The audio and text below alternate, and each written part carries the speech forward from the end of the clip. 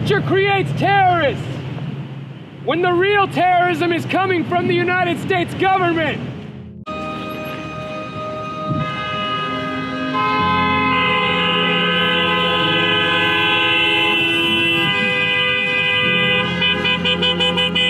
Wake up! Wake up, people! I spoke earlier with investigative journalist Derrick Broze with the Houston Free Thinkers and someone who was very involved with Occupy Houston. I began by asking him about the feeling in Houston on the judge's ruling. Well, basically, we've seen Occupy Houston activists and just concerned Houstonians in general keeping an eye on the situation since we first found out about it, and there is still quite a bit of anger, frustration related to the recent decision to keep these documents private. This afternoon, a jury in Manhattan found Ross Ulbricht guilty of 7 charges related to his role in the foundation and operation of the black market website Silk Road. Joining me now to discuss is a journalist who's been covering the trial extensively, Derrick Broze. Thank you so much for coming on, Derrick. Hey, thanks for having me on, Abby. I first started to look into surveillance and these type of things, which led me to the Stingray after I was made aware through a private source that the Houston Police Department had been monitoring the activist group that I started, the Houston Free Thinkers. In April 2012, I was leaked some emails from a private source, an officer within a local police department who attended a training session that mentioned me specifically and mentioned the Houston Free Thinkers. Since we spoke last month, much has been written and more information has come out related to Stingray cell phone surveillance. The New York Times wrote about it, Newsweek, and 3 different police departments have been forced to release information because of lawsuits and judicial rulings. Well, Derrick, you know, I've answered your question in 2 other forms, and I've answered your question at length. I really don't have anything to add to your question. I've said everything that I'm going to say about it. My name is D'Amico Williams. I am the co-founder, chief coordinator, and the political director of the Detroit Water Brigade. We're a rapid relief response group that provides water and advocacy services to Detroiters that have had their water shut off. Ever behold the red and purple sunset. Hey, sir, please don't do that. Don't move. Don't move. 1, 2, 3.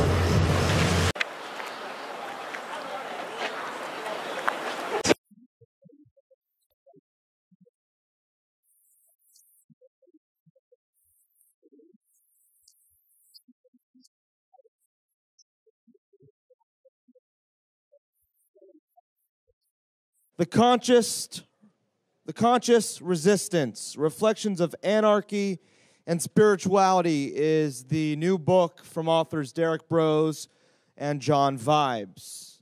The 2 of them are good friends, they're activists, they're authors, they're quite prolific, as you might have been able to gather. Without further ado, Derrick Broze and John Vibes.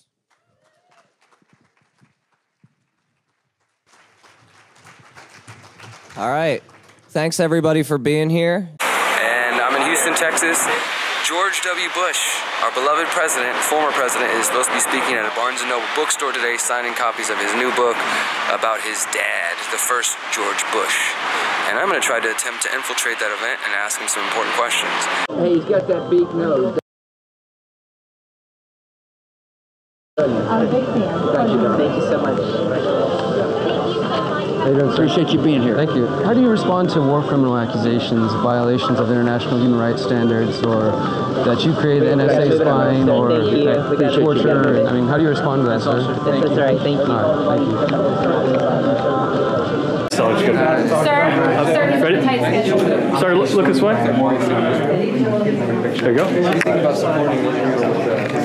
For human rights violations. I don't have time to do sort of interview stuff, but I'm glad I know, you but came. the people, you know, we got to keep moving. Thank you. I want to be able to vote Thanks. for you, but I want to know that I'm voting for a candidate that doesn't me. support a country that kills people. We got to get you out. Thanks. I mean, I'm just. But we don't want to support Israel. Great, thanks. It's human rights violations. Sir, we're going to ask you to step out. Thank you. Y'all got to question him on Israel. You know, he's supporting a country that has human rights violations. He's killing Palestinians. I personally would like to see to create a more free world in my lifetime. I know that some say, well, we can't do it in our lifetime, but we can hope towards the next 2 generations of kids. And we see all these beautiful children here that are running around, getting a taste of freedom. You know, they're just experiencing life as they should. And that's what we're all after. And I think that we can do this, but it's going to take us letting go of our ego. It's going to take us working on our own personal healing that we have to do. In early July 2015, indigenous activists united under the banner of the Apache Stronghold led a caravan from the San Carlos Apache Reservation in Arizona to Washington, D.C.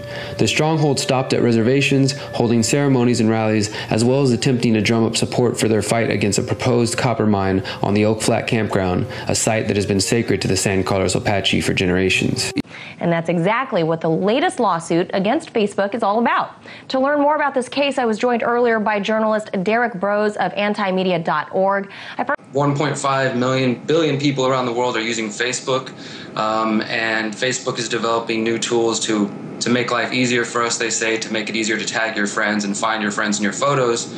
4 times this year alone, Facebook has been sued over this technology because 2 states, Texas and Illinois, have laws passed that make it illegal to gather somebody's biometrics, whether that's thumbprint or what's known as a face print. I mean, of course it was a conspiracy. 2 or more people plotting anywhere to do something illegal is a conspiracy. Yeah.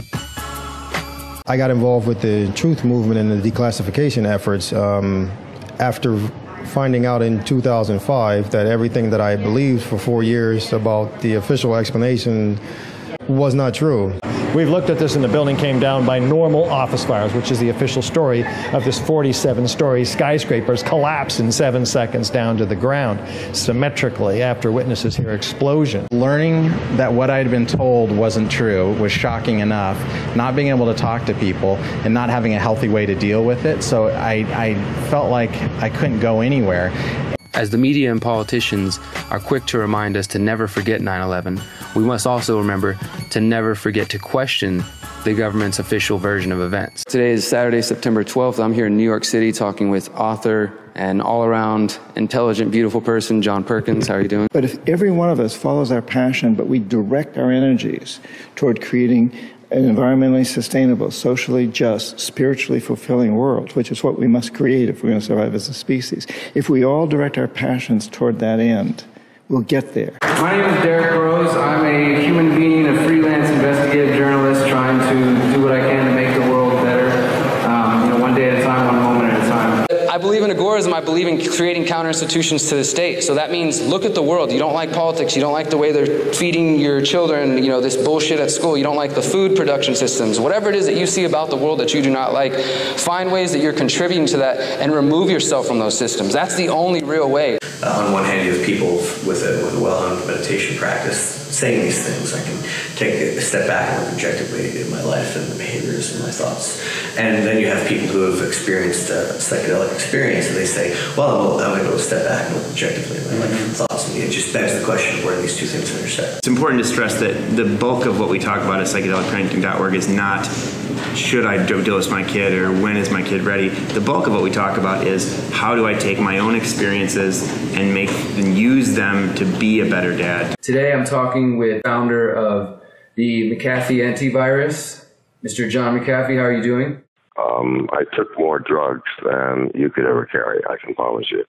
And all kinds, you name it. I took every psychedelic, K, marijuana, every mushroom, peyote button, snack. Even still, the U.S. government claims that cannabis has no medicinal value. To investigate these claims, I traveled through California for 5 days with filmmaker Danny Panzella as he films his upcoming documentary, Does Pot Cure Cancer? It's Monday morning, and we are back on the road. We're headed to our next stop. Your book is awesome in a way, too, because I don't think there's any reader who isn't going to be challenged by some chapter. The reason I read it so quickly and found it so invigorating was that I got exposed to a whole series of ideas I'd never encountered before. These conferences are great, and I thank Ian for doing this because we can come together and spread ideas, but this is not going to change the world, and voting is not going to change the world. It starts on an individual basis, and it starts with us localizing, decentralizing. There's too many anarchists of both the left and the right that I've seen that are unwilling to actually put their ideas and philosophy into practice and to get involved on a local level. If you say you believe in voluntary association, mutual aid, and that you think we can survive without the state, then what have you done to help that, to show people that that can happen? Have you